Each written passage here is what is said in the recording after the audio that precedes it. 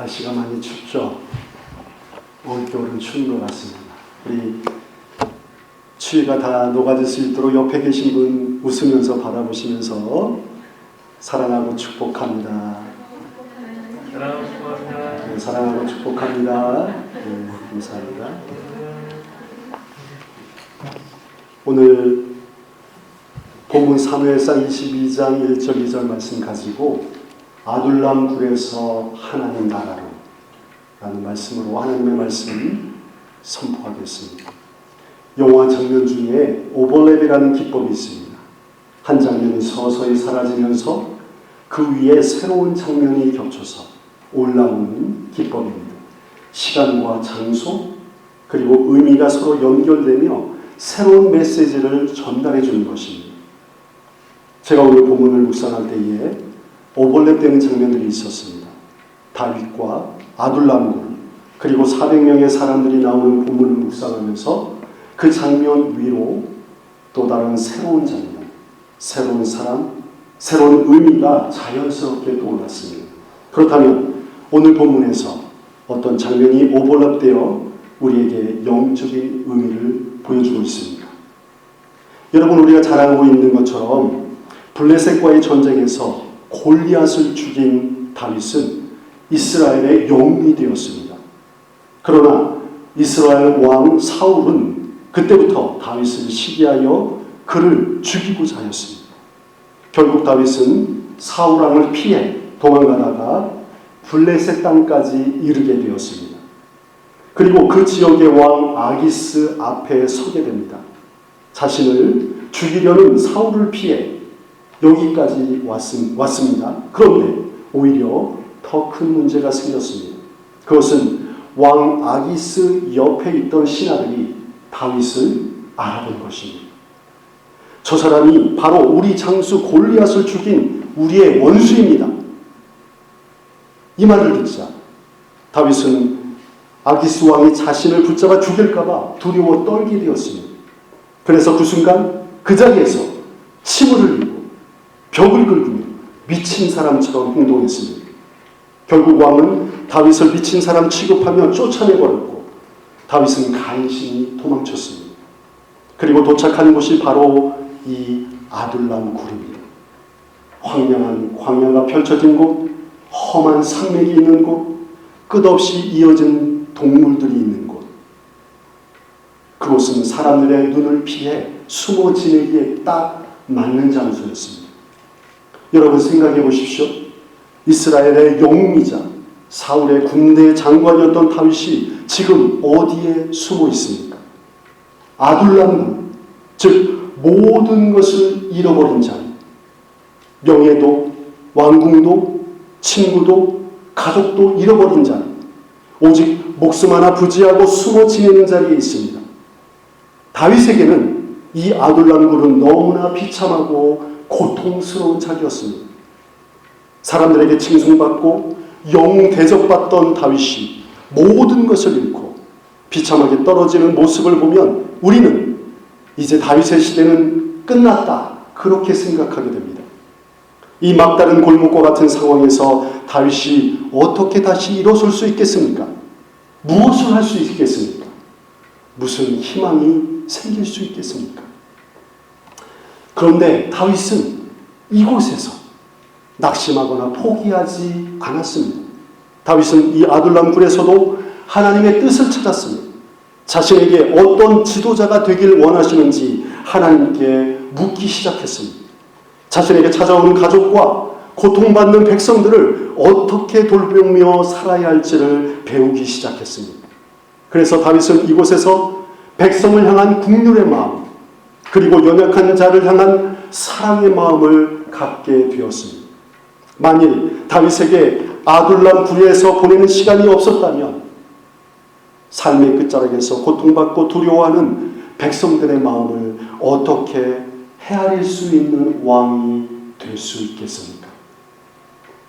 이런 시간을 통해 다윗은 나중에 이스라엘의 왕이 되었을 때에 백성을 사랑하는 왕, 하나님의 마음에 합한 왕이 될 수 있었습니다. 그래서 아둘람 굴은 다윗에게 막다른 골목이 아니라 새로운 하나님의 나라를 맛보는 장소가 되었습니다.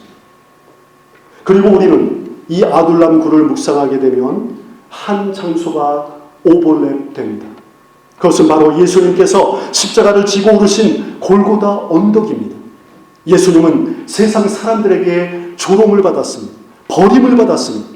하나님의 아들이심에도 불구하고 미친 자로 취급받았고 귀신의 왕이라 조롱받으며 결국 십자가 사형 언도를 받았습니다. 아무 죄도 없으셨으나 가장 억울하고 가장 수치스러운 자리인 골고다 언덕에서 십자가 처형을 당하신 것입니다. 그러나 바로 그 자리에서 하나님의 나라가 열렸습니다. 골고다 언덕이 교회, 구원 공동체가 태어나게 된 자리였습니다. 여러분, 어떻게 그 비참하고 수치스러운 곳에서 하나님 나라가 시작될 수 있었겠습니까? 그것은 오직 예수 그리스도께서 죽기까지 순종함을 통해서 가능했던 것입니다. 아둘람 굴은 어떠한 곳이었습니까? 그곳은 다윗에게 가장 낮고 비참한 자리였습니다.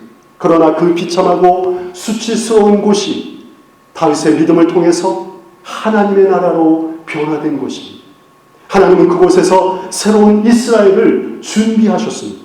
마찬가지로 골고다 언덕은 사람의 눈으로 보기에 가장 비참한 자리였지만 영원한 하나님의 나라가 시작된 곳입니다. 여기서 상처받고 고통받았던 한 사람을 소개하고자 합니다. 아둘람 굴과 같은 자리에 있던 사람이 예수님으로 인해 치유되고 변화되어 어떻게 새로운 교회가 되었는지를 이 사람을 통해 보게 될 수 있습니다. 이 사람은 2차 세계대전의 영웅이었던 루이스 잠페리니라는 사람입니다. 보신 분이 있는지 모르겠지만 언브로큰이라는 실제 주인공입니다. 그는 전쟁 영웅이었고 유명한 올림픽 장거리 선수 출신이었습니다. 그러나 전쟁 중 비행기가 추락하여 태평양에서 47일간 바다에서 표를 앓고 구사일생 끝에 혼자 구제되었는데 일본 군함이 그를 구조하고 말았습니다. 그래서 그는 일본 포로 수용소에서 상상할 수도 없는 고문과 굴욕을 당했습니다. 일본 간수의 잔혹함은 잠페리니를 인간 이하로 짓밟았습니다. 전쟁이 끝나고 다행히 그는 살아 돌아왔지만 그의 마음과 영혼은 완전히 무너진 상태였습니다. 악몽, 공포, 분노, 알코올 중독, 모든 것을 잃어버린 아둘람 굴과 같은 인생의 밑바닥을 헤매고 있었습니다. 그의 결혼도, 삶도, 마음도 모두 부서져가고 있었습니다. 이때 그의 아내가 그를 억지로 끌고 빌리그레암 전도 집회에 참여하게 하였습니다. 그는 거기서 예수님의 십자가와 마주대하게 됩니다. 그 순간 그는 태평양 바다에서 하나님께 살려달라고 울부짖던 기억이 났습니다. 그리고 47일 동안이나 표를 하며 죽을 것 같았던 그 순간에 예수님이 자신과 함께 하셨다는 것을 깊이 깨닫게 되었습니다. 그리고 자신을 짓밟았던 그 잔혹한 간수를 용서하라는 주님의 음성이 마음 깊은 곳에서 울려 퍼지게 되었습니다.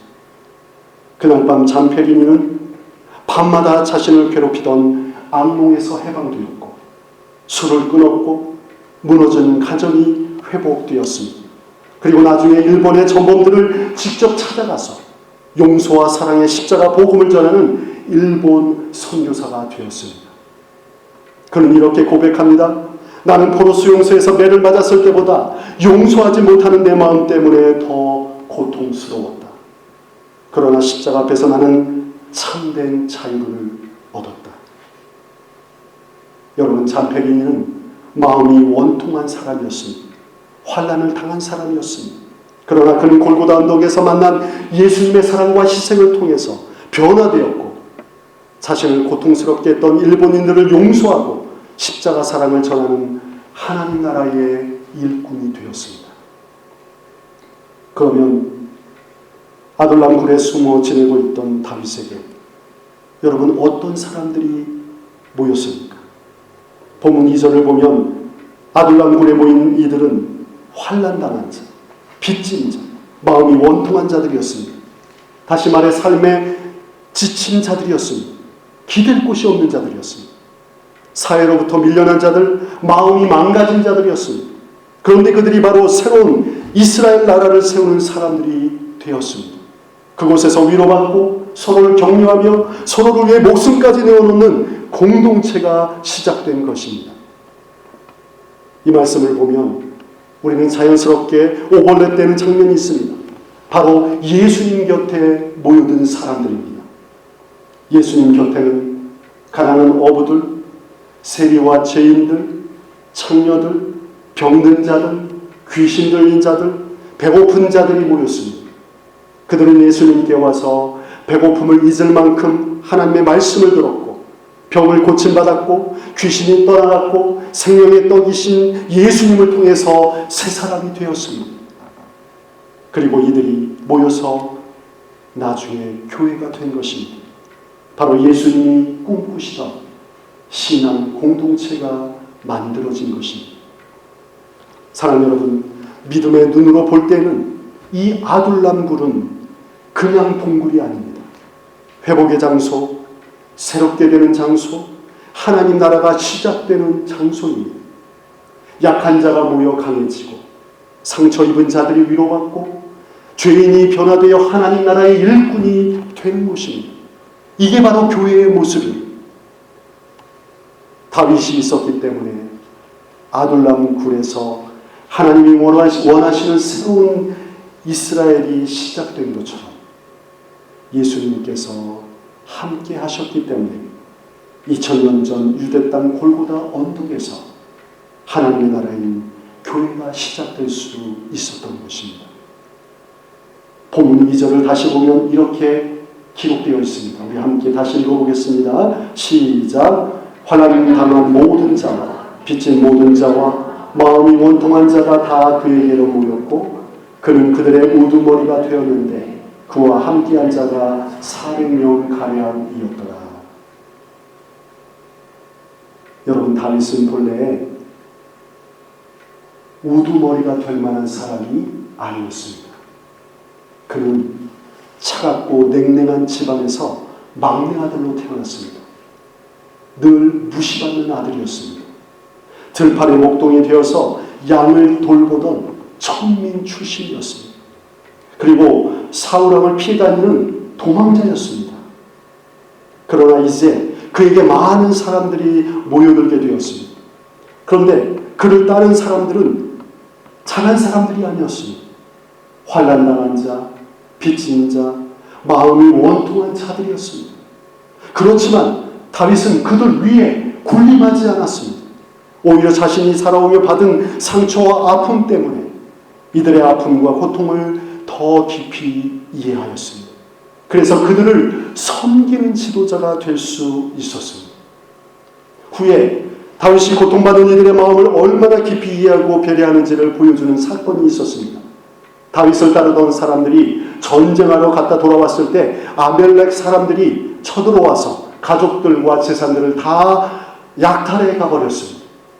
이에 600명이 다윗과 함께 그들을 뒤쫓았지만 너무 빠르게 뒤쫓아가다 보니까 그 중에 200명이 중간에 지쳐서 더 이상 따라가지 못하고 포기하고 말았습니다. 결국 400명이 끝까지 추격해서 가족들과 재산을 모두 다 되찾았습니다. 그리고 아말렉 사람들의 모든 가축들까지 전리품으로 가져오게 되었습니다. 그런데 뒤쳐져 모였던 200명이 있는 자리에서 일부 악한 자들과 불량배들이 이렇게 말했습니다. 전쟁에 참여하지 못한 저 사람들은 전리품을 나눠 가질 자격이 없다. 이렇게 모진말로 뒤쳐져 있던 자들을 모욕했습니다. 그때 다윗은 이렇게 대답합니다. 사무엘상 30장 23절입니다. 나의 형제들아, 여호와께서 우리를 보호하시고 우리를 치러 온 군대를 우리의 손에 넘기셨으니 그가 우리에게 주신 것을 너희가 그렇게 하지 못하리라. 다윗은 악한 자들과 불량배들을 형제들이라고 불렀습니다. 그리고 전쟁에 참여하지 못했던 자신과 함께하는 가족들을 가족처럼 섬겼고 함께 잘 되기를 바랬습니다. 부족한 자들과 연약한 자들을 끝까지 손잡아주며 함께하려는 지도자 다윗을 통해서 우리는 그의 겸손과 사랑의 성품을 엿볼 수 있습니다. 여러분, 이 다윗의 모습은 자연스럽게 예수님과 오버랩되는 것을 볼 수 있습니다. 예수님은 다윗의 후손으로 이 세상에 오셨습니다. 그리고 예수님은 이 땅에 오실 때부터 말구유의 가장 낮은 자리에 태어나셨습니다. 목수의 아들로 자라 거친 손을 가지신 분이셨습니다. 그의 형제들에게 무시당했고 3년을 함께한 제자 가룟 유다에게 은 30에 팔리셨습니다. 가장 충성스러워 보였던 베드로조차 예수님을 3번 모른다고 부인했습니다. 그리고 가장 고통스럽고 수치스러운 십자가에서 악한 강도들과 함께 십자가의 죽음을 당하셨습니다. 하지만 그렇게 무시받고 고통당하신 예수님은 한 번도 연약한 자들의 신임 소리를 외면하지 않으셨습니다. 아무리 피곤하고 지친 날이어도 병자들, 귀신 들린 자들, 찾아오는 모든 가난한 사람들을 그냥 돌려보내지 않으시고 다 치유해 주시고 돌봐주셨습니다. 죽기 직전까지 제자들과 가족들을 돌보셨습니다. 이처럼 예수님은 섬김을 받으러 오신 분이 아니라 섬기러 오셨고 저와 여러분을 죄에서 구원하기 위해 십자가를 지셨습니다. 그래서 예수님은 겸손의 왕이시고 우리의 모든 연약함과 죄를 대신 지신 하나님의 어린 양이십니다. 예수님만이 우리의 구원자이시며 예수님을 통해서만 우리는 참된 위로와 평안과 쉼을 얻을 수 있습니다. 예수님의 말씀은 모두 다 진리이며 생명입니다. 예수님은 저와 여러분에게 말씀하십니다.